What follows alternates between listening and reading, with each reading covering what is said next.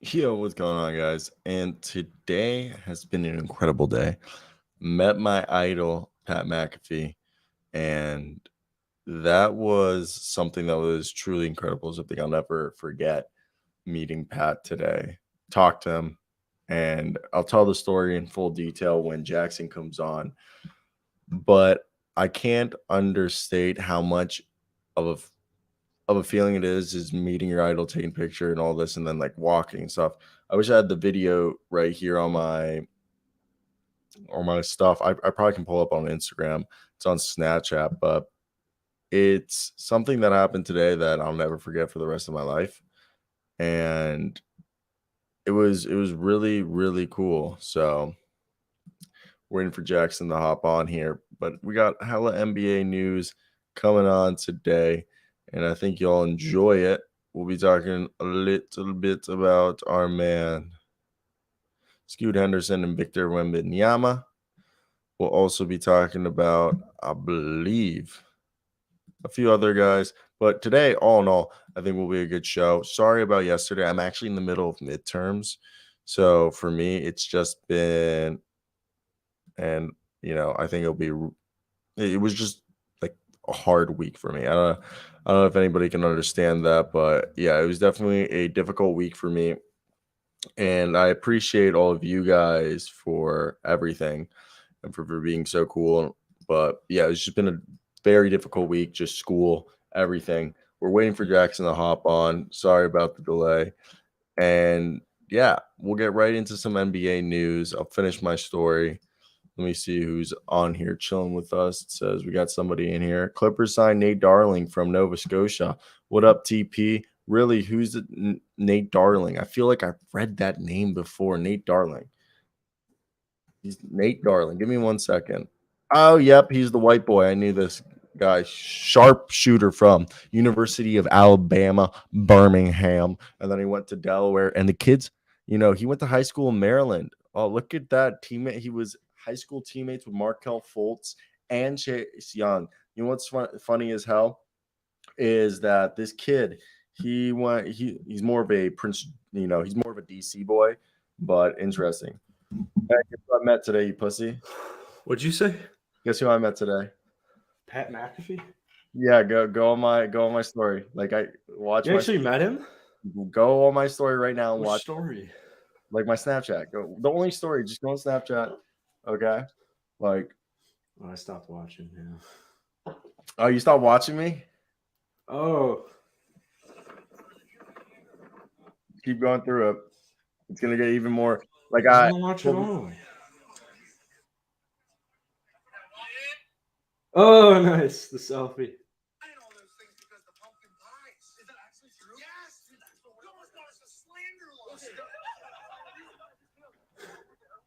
like we walked, talk, made him laugh. We,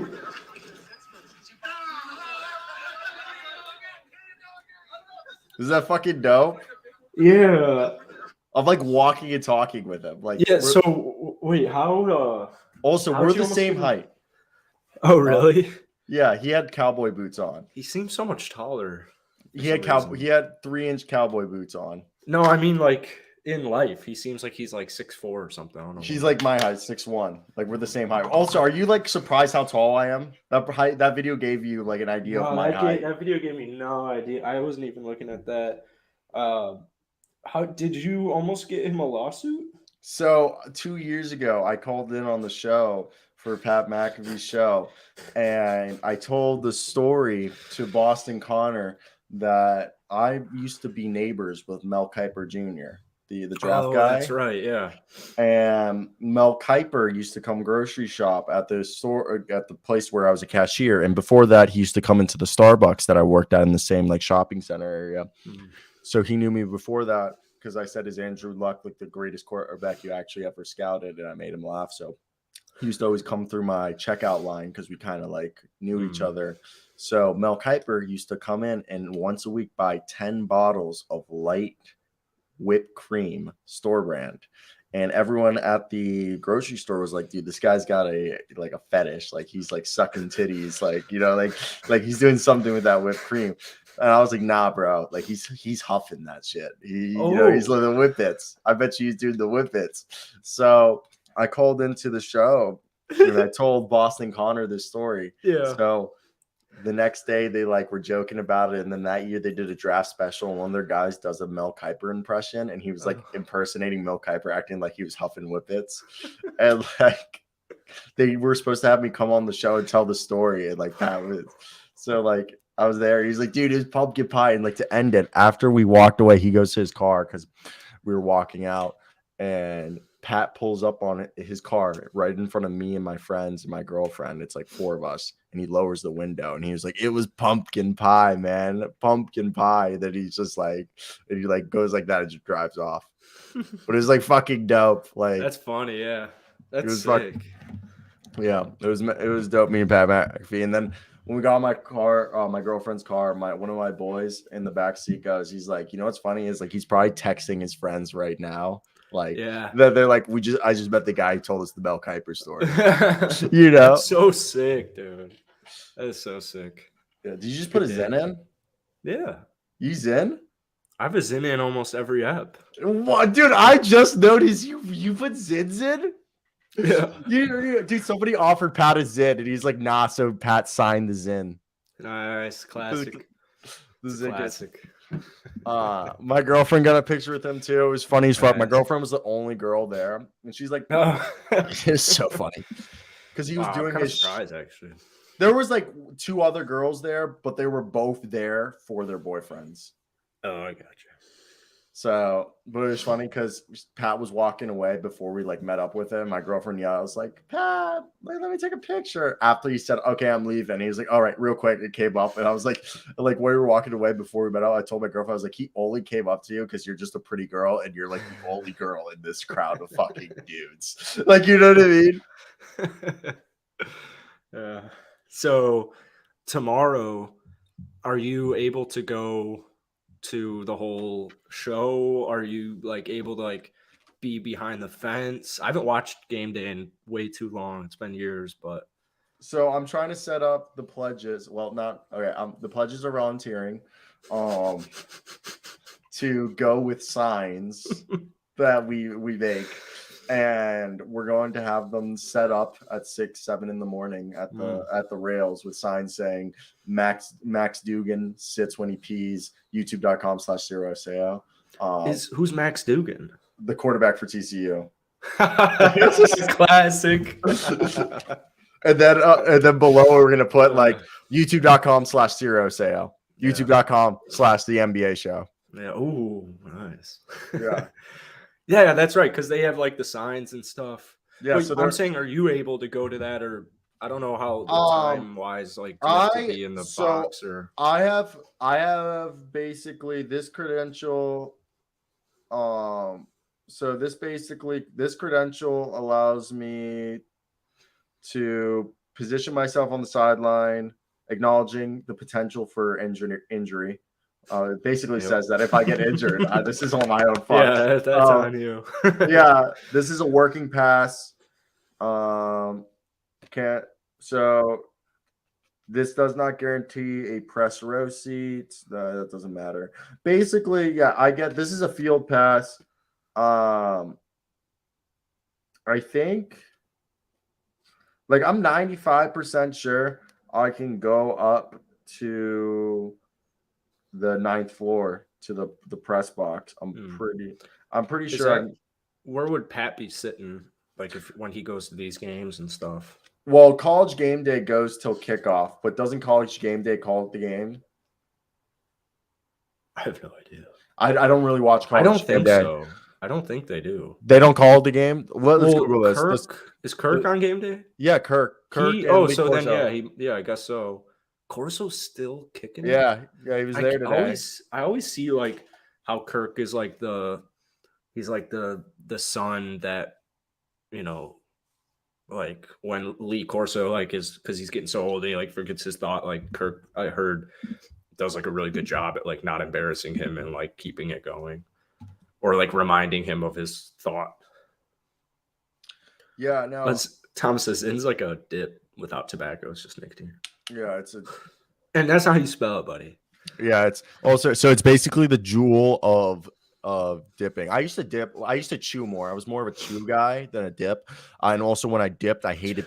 So I stopped dipping pouches because I swallowed 3 pouches one time, and by accident I had them in my lip, and I tripped on like a lip of a sidewalk. And when I tripped, the pouch came up in my mouth, and I swallowed 3 pouches. And I was in a park in front of a family, stuck my fingers down. It was just like, oh God, oh God. I was just trying to throw it off because so I'm also a Copenhagen guy. So I used to do when I was 15 years old, and the greatest year of my life, Copenhagen mint was invented. Long cut. Yeah. Yeah, That was a big golf high school thing. Yeah, I used to put in, dude. I got caught like maybe 7 times in high school having a lip in class. I used to just that's chill. So gay. I would have a lip in my like cheek. Ooh, yeah, say it was candy. Yeah, no, dude. So one time my teacher did Jeopardy, and Final Jeopardy, it's a random question. Love Jeopardy. And he goes, "What melts the tunes in the movie Who Frames Roger the Rabbit?" And everyone goes, no one gets it, and he goes, "Cyro, you can get the last one." Yes, I'm like, oh, I don't know, acid. And he goes, nah. He's like, dip. And he's like, spit that shit out.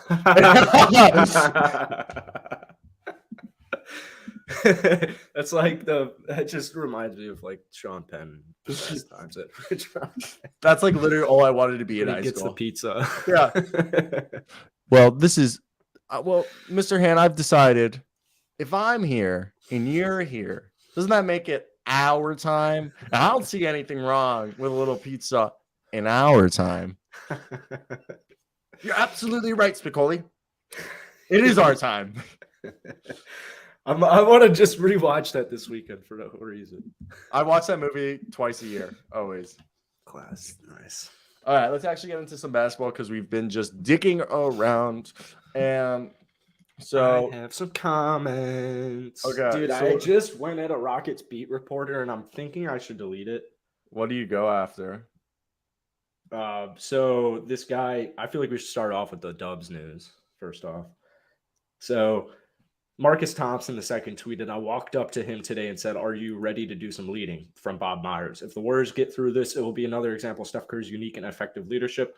So Roosh Williams quoted it saying, "Standing with your hands on your hips while your teammates get knocked out by your other teammate is not leadership. Good Lord." So I did laughing, crying emoji. We're not all teachers and moms. Most of us don't have eyes on the back of our head. Sorry they've beaten the Rockets for the last decade. Still got to use logic, though. Is that a little too much? Oh, you want to see? I've been getting ripped apart on Twitter. Okay, so Ramona Shelburne, or whatever the fuck she's called. You ready? I'm about to show this. I've been all these pieces, all these little fucks never played sports that are like coming at me, and it's fucking pissing me off. It's not really I'm pissing jealous. me. I got 1 like on it, so don't feel it. But so let me go over here. These little guys. So they're saying. So let me go to my tweet. 1 viewer. Shout out Thomas. Fuck. Shout out Thomas. You're legendary. All right, you ready? Yeah. There was no tags. 1 viewer with no tags. So right here, I go. This was my initial tweet. Makes sense. Okay, so she goes, the Golden State Warriors are taking every legal course of action to discover how the video of Draymond Green punching Jordan Poole during a scuffle at practice on Wednesday was made public. Sources tell ESPN. I said, makes sense. Like, you can't have a whistleblower in your organization over things like this. I understand in other situations, yes, parentheses, if what is happening is egregious or illegal, but this situation was closed doors, which means someone can't be trusted. Then I get this ugly fuck, Colonel Tom. Sounds like exactly the kind of situation where you need a whistleblower with a camera. Next one. Oh, hey, guess what's both egregious and illegal? A punch. And then last I checked, punching someone in the face is assault and battery and is illegal. Just like you, clearly can't trust your own teammate to punch you in the face. And I respond, in all sports, at all levels, people fight. That happens with ultra competitive people. I'm not saying it's right, but let's not act as if this is unheard of. Cut that crap. That's not a fight. It's not even an altercation. That's assault. And then the last person, I believe I believe the term you're looking for is assault and battery, which is illegal. No, like, bro, like, go fuck yourselves. Jordan Poole pushed him first. You can't. It's like it just reminds me of like a video where it like there's that video of like I actually don't want to get into that because I think that's kind of people might take that as racial, but like there will be a video of like somebody punching somebody and they'll be like that's straight up assault, and then like somebody will like put it down below like a respond to it and it'll be the guy who got punched like punching the dude first. And it's like, well, actually, actions have repercussions, and every action you have has consequences. And so, if you are attacking anybody, if whether it's a push, a shove, no matter what you're doing, you're pretty much whatever consequence comes your way. That's on you. That's your responsibility. Like you can't just people forget. People are so soft from the internet because you can't like all these people who like hate people on the Twitter. Like if you said that to somebody's face and you like gave them a shove or something, like they can fight back like that they can, that's self-defense.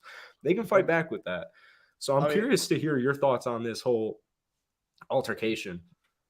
Well, I'm an aggressive person. No, I'm not an aggressive person. First off, let me rephrase that. I am a competitive person. So when it comes down to how do you put it? Like, let's say I'm right. Let me give you two examples. When I was 11 or 12 years old, I was playing U14, U15 soccer, and this kid kept tripping me. So I look at the kid. I tell him, it's like, you do that one more time, you're not gonna like what happens. I tell the ref, I'm like, yo, he's tripping me. Like I'm letting you know. And so he trips me one more time in the box. No, I get no flag. I'm like, okay. So the next time someone passes me the ball, I let the ball miss. I let the ball go past me. So the kid chases for the ball. So I run after him.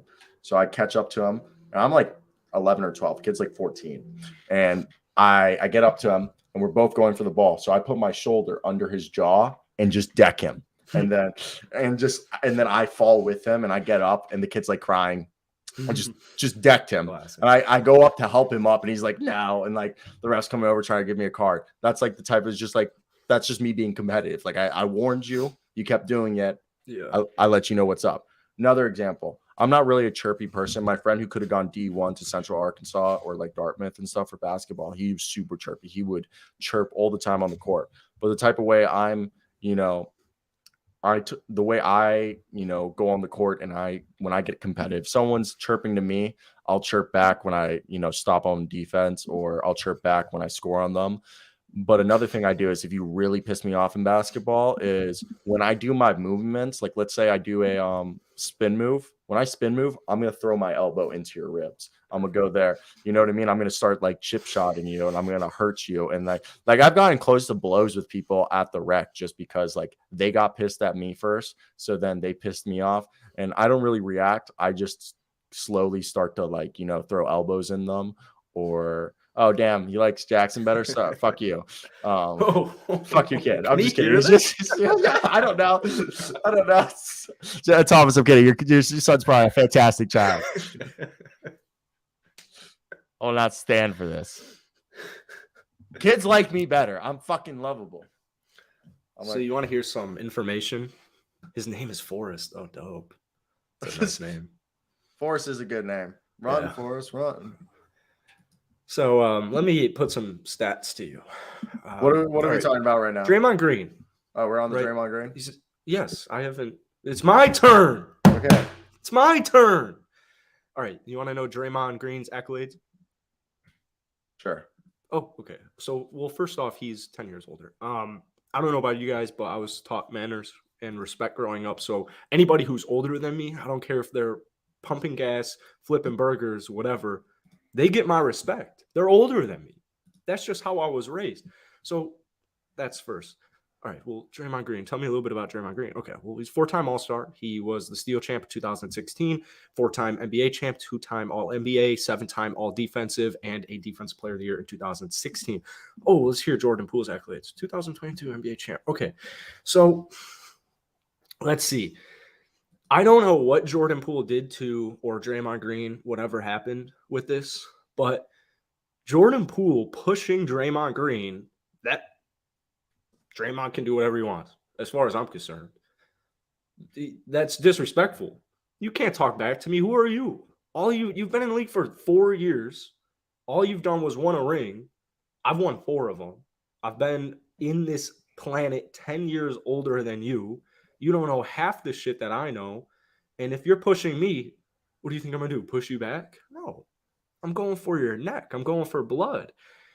You need to learn to respect your elders, Jordan Poole. But like I said, I don't know exactly what happened. Maybe Draymond Green chirped something. Maybe he, made a joke about a relationship or a family member. Hopefully that didn't happen, and that's why Jordan Poole pushed him. And then, Draymond goes with the right hook, and that's a whole different thing. But like, I just find it funny, everyone being all like soft. One thing that's really interesting is the players' delayed reaction in this clip is. It seems I saw something online saying Draymond Green's either authoritative figure, like authoritarian, or Jordan Poole isn't a nice guy. And as far as I'm concerned, Jordan Poole is one of the nicest guys in the league. And you definitely know Draymond Green has that, kind of authoritative as he deserves it. Michael Jordan, if this was Michael Jordan, LeBron James, Kobe Bryant, not a single soul would care. They'd be like, yeah, I expect greatness from my teammates.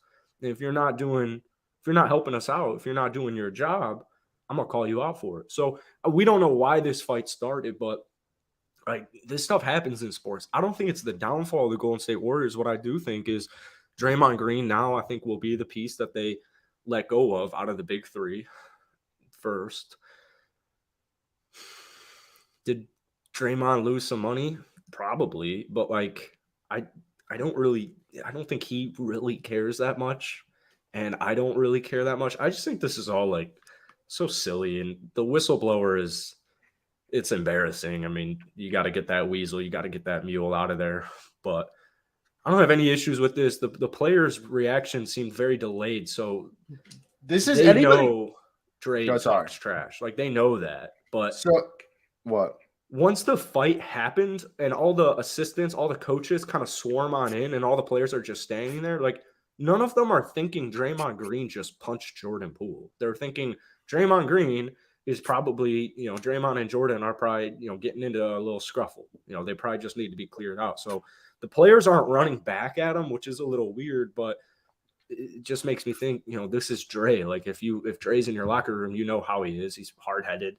He's not going to tolerate anything less than greatness and respect. So I don't know. I don't put too much into this, to be honest. First off, I just drank that for 30 seconds and you just didn't say anything about that. But second off, I want to say this is anybody who has a problem with this is a libtard or PC is too far, because anyone who's upset with this didn't play sports at a competitive level. Right? Exactly. It's just anyone who's played sports knows that when ultra competitive people are put in a room with other ultra competitive people, you know how many fights break out on sidelines in every friggin' sports, regardless of gender?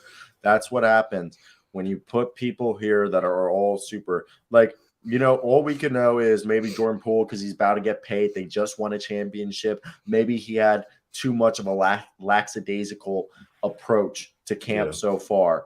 And Draymond Green maybe didn't like the mentality or the body language that Jordan Poole was giving off. And like I previously mentioned, maybe Dre had already said something repeatedly to him.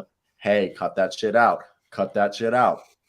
And, he didn't listen. So he got in his face. When he got in his face, Poole pushed him. And that's just a natural reaction. This is sports. People get ultra competitive, stress, aggression, all's at an all-time high, regardless of the sport. Okay, this is normal. Why are we blowing this out on proportion? The big thing is people don't realize is whoever leaked this fucking, video is never going to have a job in the NBA, should never watch an NBA game again. They should never even think about coaching or doing whatever they did in basketball again, because you're terrible at your job. You do not leak footage regardless of your job. Okay, the only time you do leak footage again is if somebody's doing something illegal, if it's harming somebody or going to harm somebody, in a sense that world espionage and stuff. But like when people are fighting like this, a thing, what do you think? Like, how many fights did Jordan get in? How many fights do you think LeBron's gotten in? How many fights do you think every fucking NBA player has gotten into? That's what the game is. Football. You hear about, what do you hear?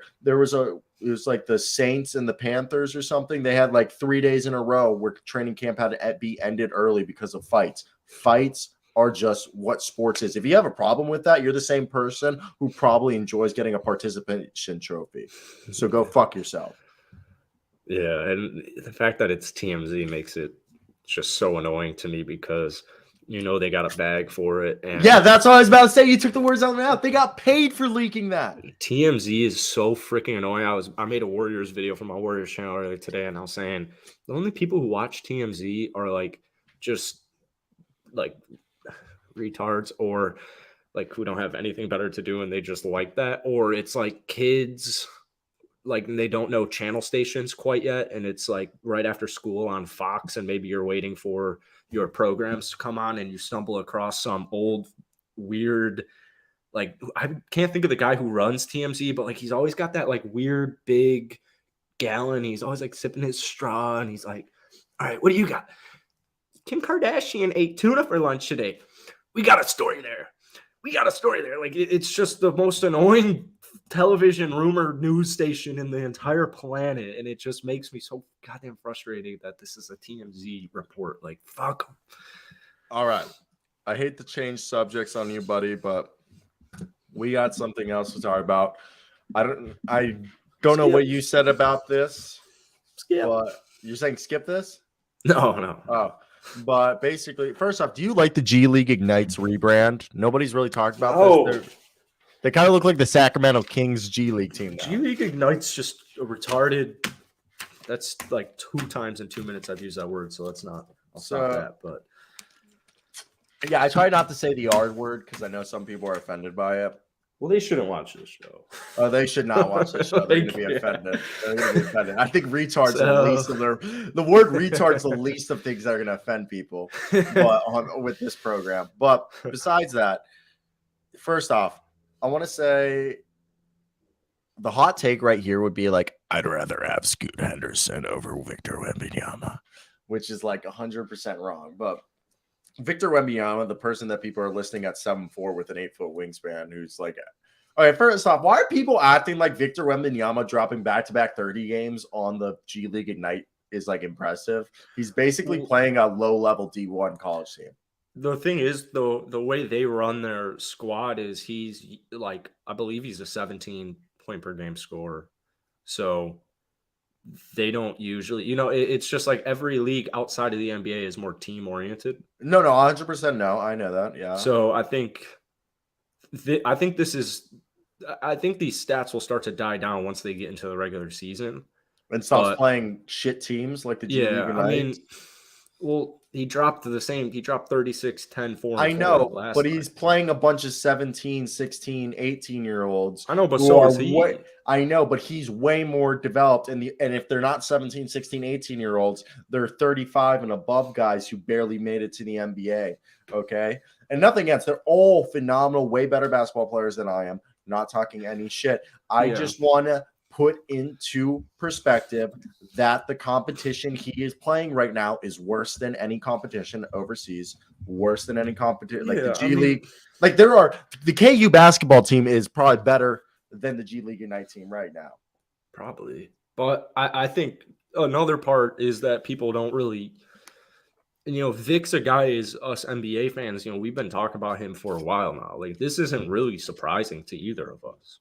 And I think, just casual NBA fans see these stats and they're like, they lose their mind. They're like, whoa, Victor Wembanyama is really good. And it's like, well, actually, we've known that for a very long time. I saw a fellow YouTuber, a big YouTuber, just posted a video saying, Victor Wembanyama is himself. Stop comparing him to Kevin Durant. Well, the thing is, not many players get compared to Kevin Durant because Kevin Durant's a 7-foot man who can dribble like a guard, and he can shoot from anywhere on the court, and he can do anything on the offensive end at 7 feet. That is insane. And it's not like Victor Wembanyama. 7'4". No, Kevin Durant. It's not like Victor Wembanyama is Kevin Durant. It's just we haven't seen somebody who can kind of contort his body at every point on offense. And the only comparable player with a guy of that stature over 7 feet tall who can get that low and handle that way and shoot that way is Kevin Durant. So I think Kevin Durant is a good comparison. Obviously, they're different players, but like we're just totally. When I compare Jabari Smith Jr. to Kevin Durant, that's me being just an NBA. That's just me being a Rockets bias fan saying, that would be sick. It's because it's a 7-footer who can dribble like a guard and can shoot from anywhere on the court. So, let me say this. So this was a great piece that came out from Jonathan Giviani and Adrian Wojnarowski. And this was something I found rather interesting. I meant to make a video on it. My life has been incredibly hectic the past 2 days and will continue to be hectic. I'm still not done. I gotta go to a strip club. I gotta hit a strip club after this. And then in a volunteer event, we go to a strip club with everyone all my friends, and and the youngest of our friends, our new young friends. Our new young friends. We go to a strip club and they find out who their older friends are, and we buy them. Have these newer friends been acclimated to the older friends yet, or are they still in the process of seeing? Yeah, tonight they find out. Okay, they find out tonight. They've been volunteering all week,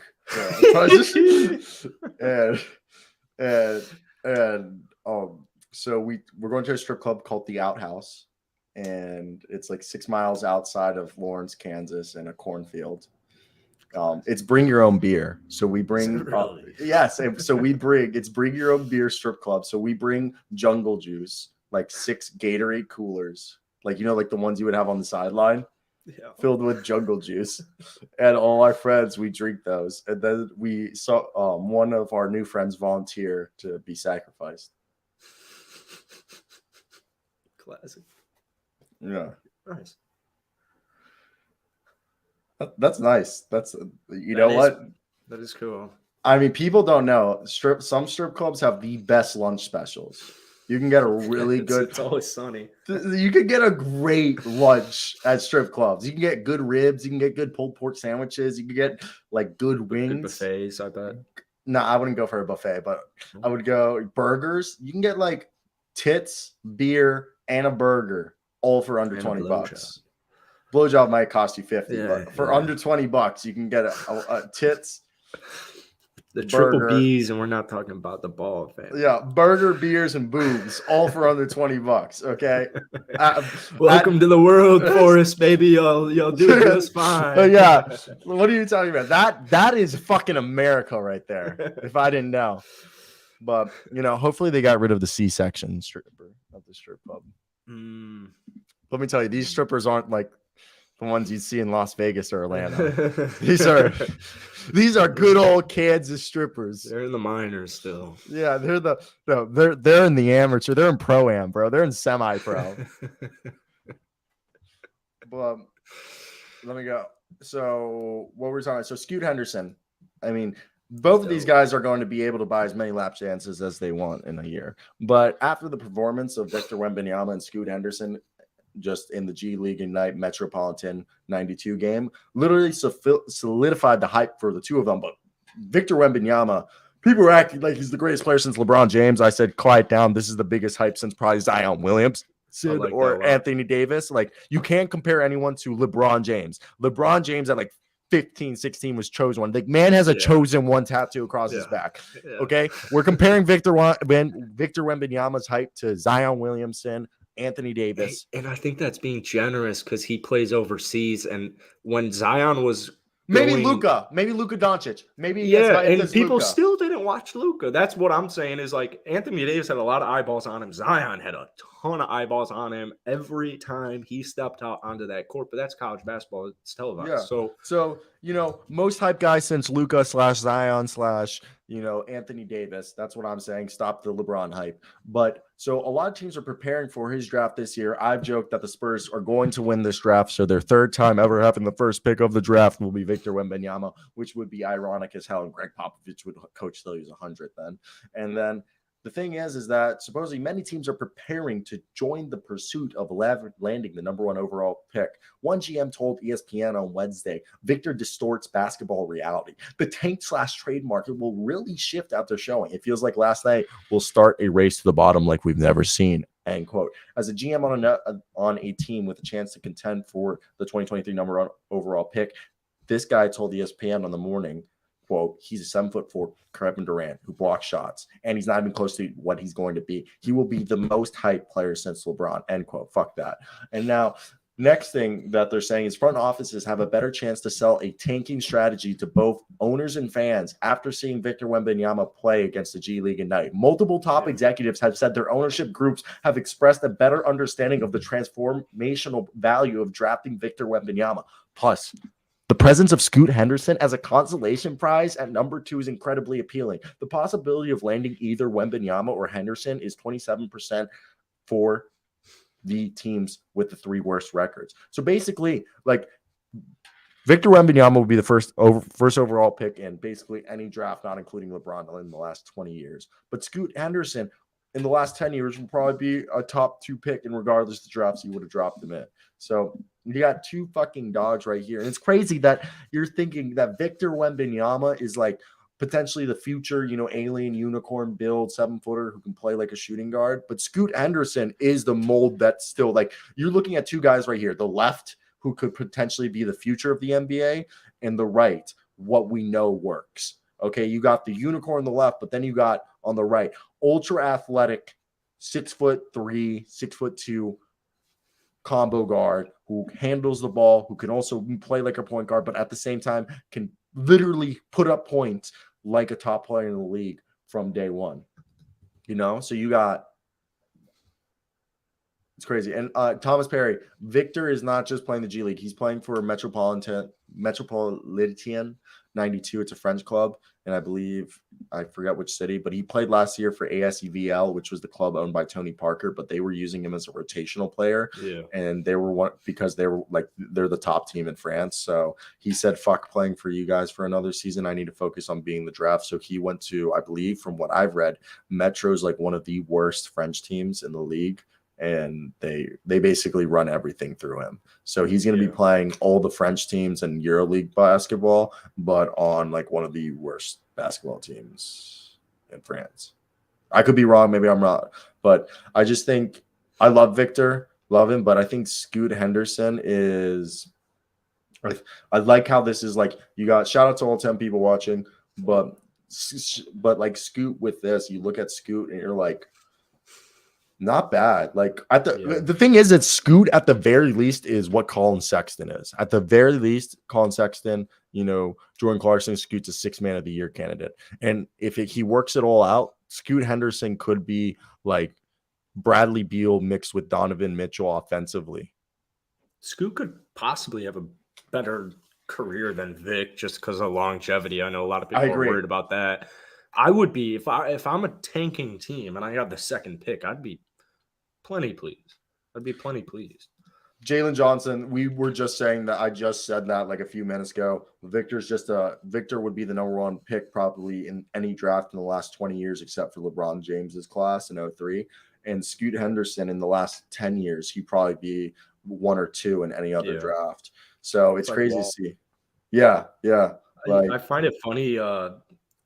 Like Luka didn't even have this type of hype. He was drafted 3, bro. Yeah, and he was traded for the 8th overall pick, which was Trae Young. Like Marvin Bagley was picked before Luka Doncic. Yeah, because people thought he was too slow. Suns, bro. People thought he was too slow. Okay, so I want to talk about something real quick. I know this might be a little ostentatious, but this is football preview. Oh my god, that's gonna be insane. But no, I wanted to talk about some guys who NBA, like a little bit of NBA preseason hype. And I say this because I'll pull it up right now. We'll switch to it. All right, here we go. So these are the current leaders for basically every statistic. Can you see this correct? Yeah. Is this sorry? All right, let me make sure this is all Mohamed good. Bamba is a bench player. All right. Can you see this correctly? Can you see all the names? Does it look fine? Yep. Okay. So this is a quick thing. I know it's first off, me and Jackson, I think we do a good job of putting this point clear through your guys' mind. We did the same thing with Summer League. Take all these stats with a grain of fucking salt. They don't mean anything. Okay? You agree with that, right? They don't mean shit. No, I think Miles McBride could average 6 steals in the season this year. He's just going to be a Hall of Famer. You just didn't know it. But no. So when you look over here, I think what it like take these with a grain of salt, but we're seeing things that players could potentially do. Like I like the Jalen Duren and Christian Wood being up there. I think they've only played like maybe 1 or 2 games, but they're showing that they're good. Like Jalen Duren showing that he's a strong rebounder. Christian Wood continuing to show on a new team, good rebounder. And even the Nikola Vucevic, that could just be a good stat, but maybe it's an indicator that Vuce is like really trying on defense this year, you know? Yeah. And like there's like little things that you can look at this and be like, okay, who are some guys that you could be like looking at who could have a better season? Like McBride last year to end the year was somebody who was a bit surprising. He was kind of fun to watch. And he's shown, dude, he was a dog defensively for the Mountaineers 2 years ago, his senior year. I think Paul Reed's another good example of a player like Miles, where I think if they just genuinely had the opportunity, like, Paul Reed's not going to average 3.5 assists per game or steals per game, but like, had McBride, if McBride was a starter and Paul Reed were a starter, if, this could be the years they take that leap. Predicting breakout seasons is like extremely difficult in general, and we're only a week into preseason here, and you can kind of tell. I think next week we'll be a little bit sick of it. I'm already getting like, I'm not stressed. I don't even know when the Rockets play tonight, to be honest. I'm not. Yeah, I've already gone over. I watched the first handful of games and I was like pretty stoked about it. And then like now, like a weekend, I'm like, I just want the regular season here. Yeah, I just wanted to see guys like Kawhi's return. I wanted to see how the Lakers' offense was looking, just kind of nitpicking stuff, and now they're going to get more towards the rotational players. See who's making the roster. Like this, to give you an idea, Sam Hauser is right now hitting 69% of his 3-pointers on 6.5 attempts through 2 games. For the culture, baby. And he's averaging 18 points a night. Just to give you that idea. The other thing is Mamadi Diakite is like, and people probably only know Mamadi Diakite, if you do know him, is due to the fact that he was on that Virginia Cavaliers team that won a national championship over Texas Tech a few years back. But you got Mo Bamba out here. I think Mo Bamba, I mean, he hasn't been shooting well, but there's a lot of guys that you're just out here watching, and it's just crazy to think about. And also, it's crazy to think about that, like, the 2 leading scorers are 2 guys from the National Basketball League for Australia. They're not even NBA players, the 2 leading scorers of the thing. 31 points in 2 games. They both, 2 games each, they both dropped 20. One dropped 26, averaged 26 in 2 games, and the other one averaged 31. Like, I just think it's cool. I like seeing the other guys. In the game against Phoenix, they made like 60% of their threes on like 65 attempts. It's just crazy. So Phoenix would have beaten them in the regular season, unfortunately, but the guy leading the NBA in assists through preseason is Mitchell McCarron, 11.5 assists from the Adelaide 36ers. Okay. It's just crazy. And also Jason Preston for the former Ohio, I think they're called the Ohio Bobcats or whatever, Ohio University. But the guy fucking played 1 game, 31 minutes, scored 2 points, but dropped 10 assists, bro. Yeah. I think Vooch will be starting at the end of the year, by the way. I think Vooch is on a vengeance campaign. I hope so, man. Like, I don't know if Vooch is going to average like as many points as he has in the past, but I could see Vooch coming in and dropping like 15 to like 17 a night, but like super efficient, like shooting like 60% from the field, 40% from 3, and actually trying on defense. And I think the same thing with Christian Wood. I could see Christian Wood, him coming in and just putting up like shots hyper efficient and just playing his best basketball because both of them are playing for the next contract. I think Christian Wood will be 22-11. I think Jalen Duren can have a good year, but Nerlens Noel looks legit. Okay. He's a dog. Yeah, they got a lot of big boys. Yeah, they have Marvin Bagley and they have Beef Stew. I just see it like I think Duren's going to be a great player. I just see playing time, especially because it looks like the Pistons are trying to make the play in. Playing time might be hard because he might be, a bit too much of a fouler. Yeah, And might like have too many issues. he might be a bit too raw. So the center rotation might just be Beef Stew, Marvin Bagley, and Nerlens Noel. And I really think people forget Nerlens Noel, the last time like his first 2-3 years where he was averaging 30 a night, he was averaging basically 1.8 steals and 1.8 blocks a game. He's And a defensive guy. He could, if he was like a 30-minute a game player, I don't think I don't think he'd get it, but I don't think it's that crazy of a. I wonder what the odds are on that.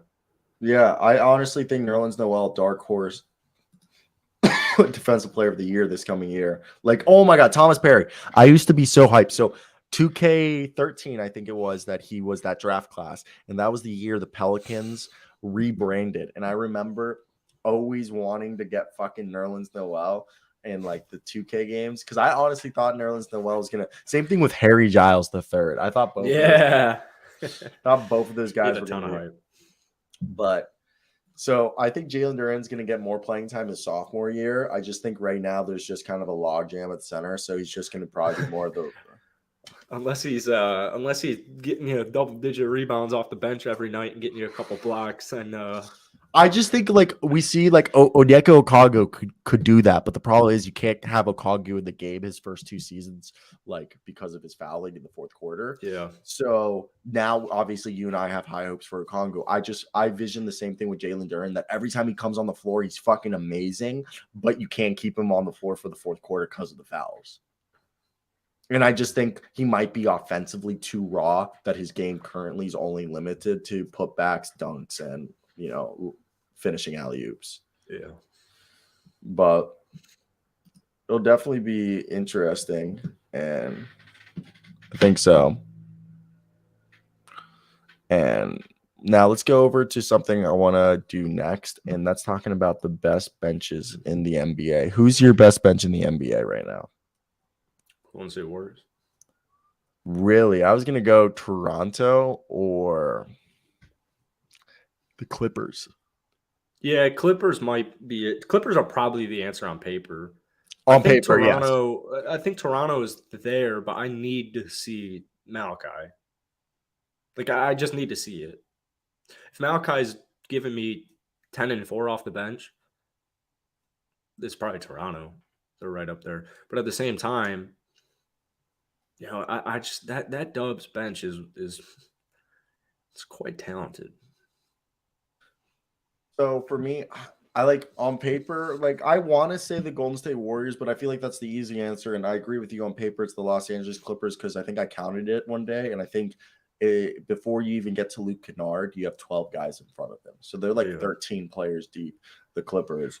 And Norman Powell come off the bench. Like that's like it's ridiculous. And like Norman Powell is a guy who's fucking amazing. He's a starter. Yeah. And when I look at, so I think Dante is about to break out here. As far as like, I think now that I think he's just going to have, I know Milwaukee's a good team, but in the championship, but I think there's going to be a lot more eyeballs on Dante this season. I think he'll get a nice bag. So for me, okay. So we're going to go right here. I'll look at what this power ranking by Sportsnet has. I think the Sixers are another deep bench. Oh, yep. The Sixers. I really, if we have to put it up here, I go the Heat. I don't know how. So the Clippers, the Warriors, the Raptors, the Sixers, and on paper another team, the Nuggets. Yep, they're pretty deep. Yep.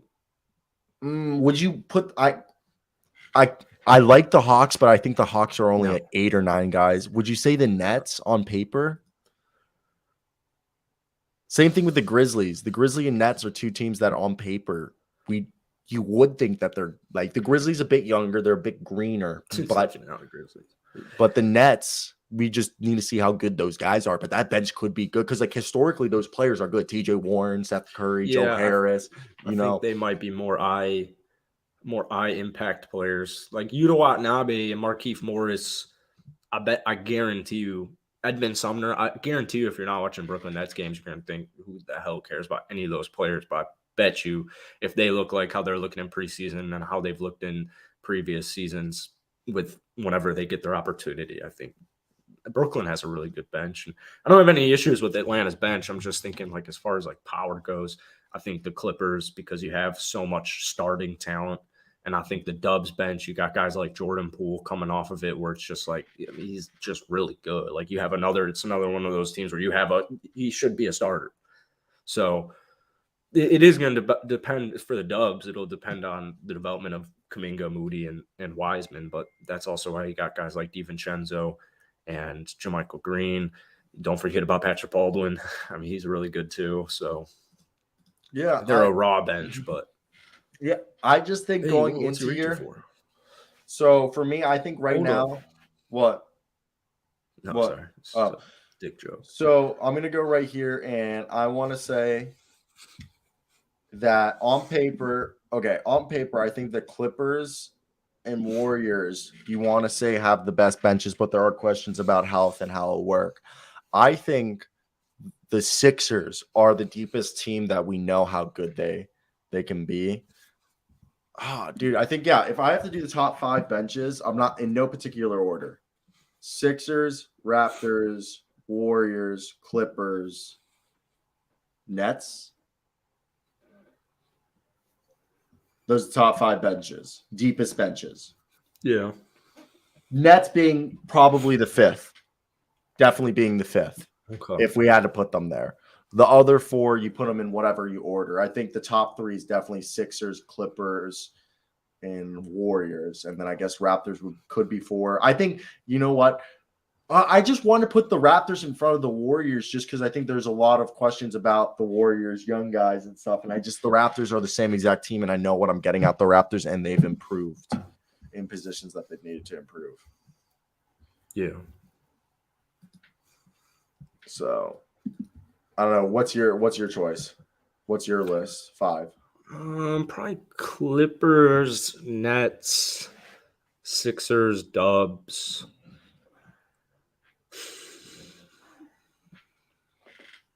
It was Cleveland.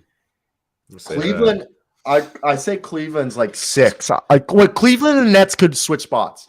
Cleveland and the Nets, I think, are like on the same level of deepness.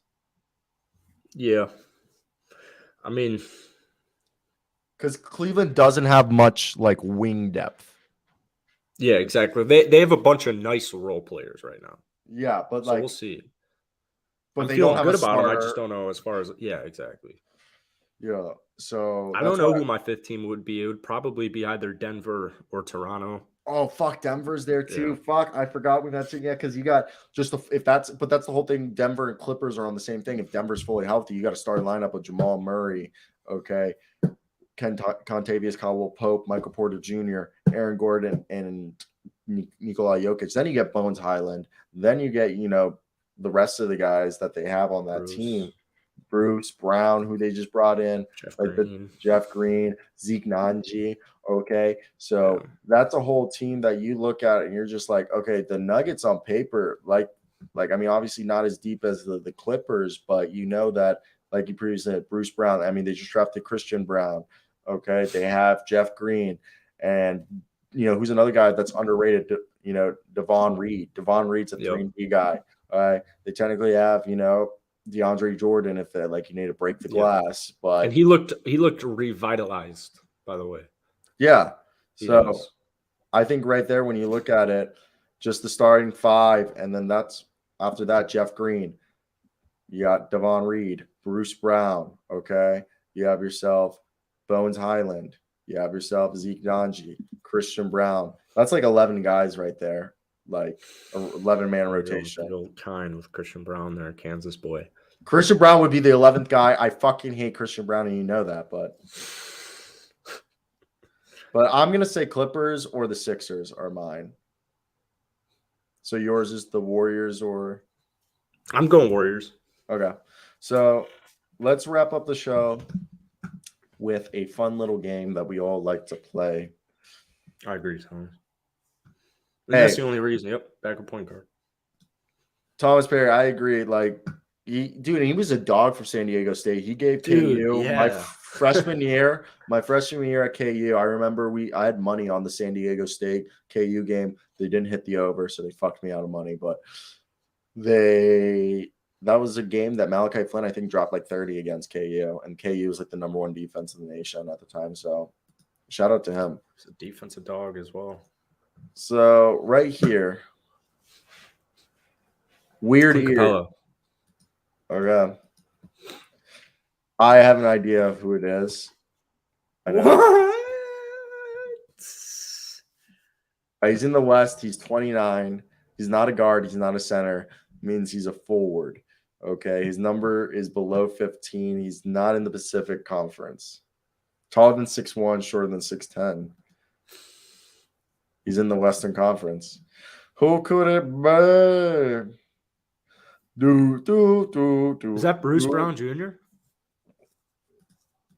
Oh, is it Bruno? Bruno Fernando? Tall.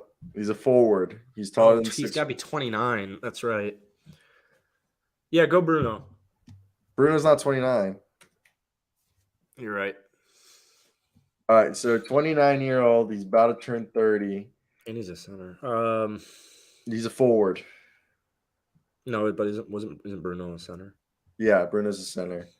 So I'm sitting here. He's less than 9. Do we have a height? No, not yet. He's between 6'4" and 6'10". And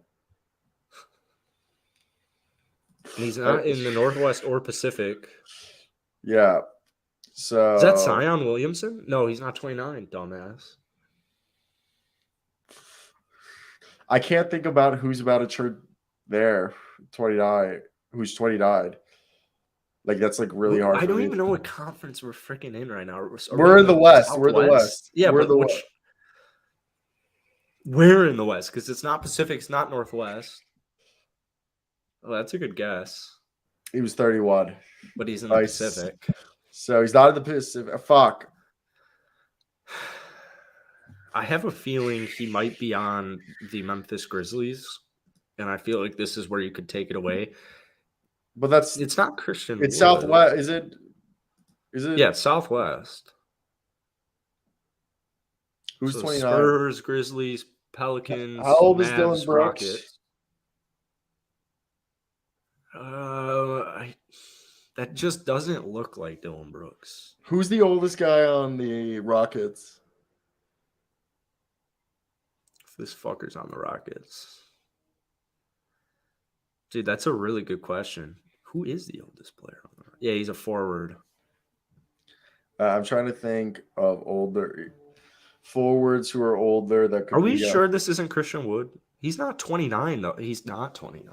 6'7". He's 6'7". This guy's 6'7". That's not Eric Gordon. It's a forward. He's 6'7". Oh, we know he's 6'7". He's a 6'7" forward who's 29. Who's 29, and his numbers between 0 and 11.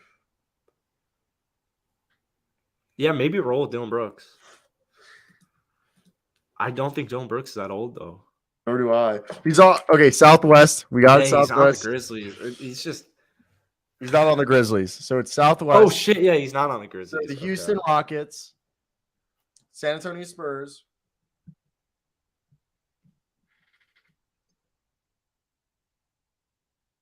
he's not on the Spurs. Could he be on the Mavs? His number's between 7 and 11.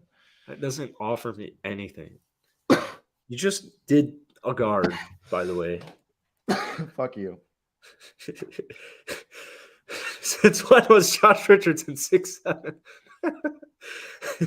Doug McDermott. No, I think it's either someone who's mixed. It's not Doug because he's not on the Spurs. He's on the Grizzlies, dude. This guy's not on the Grizzlies. Spurs, Grizzlies. So it's Rockets. No, he's on the Rockets or the Mavs. Or the Mavs or the Thunder. The Pelicans. And Are the Pelicans a team we're forgetting about here? Yeah. Could that be Larry Nance? No. Could it be Larry Nance? No. Is that Larry Nance? Larry Nance is not 6'7". Larry Nance is 6'9". Oh shit, he's 6'7". Who's Oh, dude. What a doozy. This is so hard. We have to get the team here. I think Okay. Thomas just got it. Should we try Mavs or should we try? I think we should not do the Rockets just because I know it's not. Like, I feel like I can guess a Rocket player. I could have sworn you're right with Larry. I don't think Larry Nance is listed under 6'8", though. So he's not on the Pelicans. All right, so he's not on the Pelicans. But he is 6'7". All right, so is it the Mavs, the Thunder? Oh, the Thunder are in this? No, they're not. No. Okay. It's Mavs. Well, are they? Mavs? I don't think so. No, he's on the Mavs or the Rockets. Who's 6'7" on the Mavs? Reggie Bullock, Tim Hardaway Jr., Dorian Finney-Smith's too young. I think it's Tim Hardaway. No, Tim Hardaway's 6'6". And he's a guard. Dorian Finney-Smith? I don't think that's Dorian Finney-Smith, and I don't think Dorian Finney-Smith's 29. This is our last guess. What are we doing here? We going Mavs? I'm trying to think of this Rockets Roto. His number's between 7 and 11. Usman. I don't think we have an exact 29-year-old player on our team. Dude, we've gotten every Pirtle, right? Yeah, this might be the first. This is big. No, I'm taking my sweet freaking time with this. How many people we got in the chat right now? 9. Who the fuck do you guys think it is? I don't want them to get the answer for me. I know. I want to cheat so fucking badly. I want to cheat so badly. I know. So, it's it can't be like Marquise Chris. Yeah, and it can't be Reggie Bullock. But would it have factored already Marquise I'm Chris? going Dorian Finney. I'm going Dorian Finney-Smith. Not Dorian Finney-Smith. You don't? Not Dorian Finney-Smith. Dorian Finney-Smith. There's no way Dorian Finney-Smith is 29 years of age. Dorian Finney-Smith, I feel like, is 29 years old because didn't he play for 2 separate schools, like Florida and I'm going Dorian Finney-Smith. It's not Dorian Finney-Smith. I don't even want to look. I want to guess. Ah! This is gay. That's gay. Well, you saved us. I got that. Since when is Dorian Finney-Smith 29 years old? I just knew he played for VTech in Florida, so he's been in the league for 5 years. Am I getting old? He's been with Dallas for 6 years. Yeah, dude. He's an old man. Since when? All right. I do have to go. Got to run an errand. But that was finish those errands. No, I gotta do. I know. He always fucking cheats. Did you cheat? I didn't cheat. I swear to God. Dude, I thought about this. We either had the Houston Rockets or Dallas Mavericks. It was either going to be Tim Hardaway Jr., Dorian Finney-Smith, or Reggie Bullock. But none of those are forwards except Dorian. Tim Hardaway kind of plays wing, and I don't know if they'd list him at a wing though. I don't know. I just knew Tim Hardaway was 6'6". I knew Reggie Bullock was 6'7", but I swore Reggie Bullock's like 33 or 32. Yeah. I'm an adult now. Fuck. All right, buddy. I'm going to have that. I never have it. Right. If you enjoyed today's show, be a friend, tell a friend. Check us out if you missed the show on any streaming platform where you get your podcasts. It's not podcasts, it's an internet show. But yeah, have a good one, bud. I'll talk to you Monday. Yeah, you too. Also, our logo will have an update on what the design is starting to look like next week. For sure. Peace. Yeah, I'll go in. Stay safe. Be smart. Bye. Wrap it up. That's the club tonight. That's true. All right, see you. Bye. I'll wrap it with cellophane.